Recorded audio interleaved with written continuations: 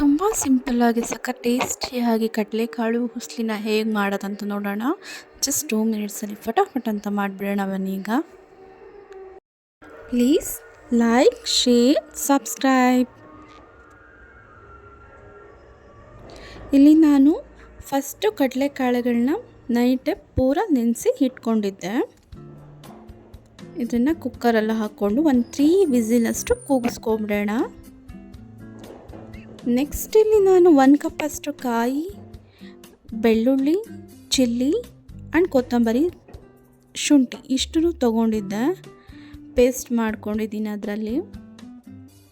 Next ಕರಿಬೇವು, ಬ್ಯಾಡಗೆ ಮೆಣಸಿನ್ಕಾಯಿ ತೊಗೊಂಡಿದ್ದೆ.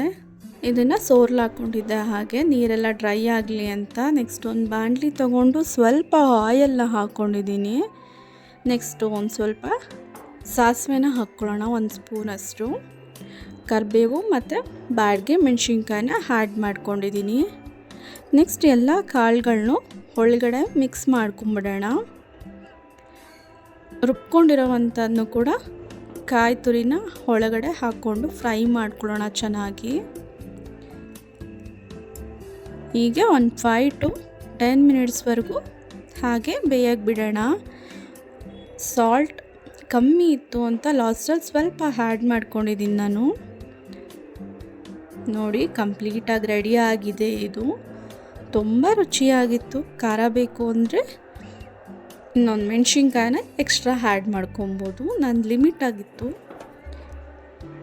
ಟೇಸ್ಟ್ ಕೂಡ ಅಷ್ಟೇ ಚೆನ್ನಾಗಿ ಬಂದಿತ್ತು. ಗಣೇಶ ಫೆಸ್ಟಿವಲ್ಗೆ ಮೋದಕ ಆ್ಯಂಡ್ ಕಡಲೆಕಾಳು ಹುಸ್ಲಿನ ಗಣೇಶನಿಗಿಷ್ಟ ಅಂತ ಎಲ್ಲರ ಮನೇಲೂ ಮಾಡಿರ್ತೀರ. But thank you so much and happy Ganesha Gauri festival.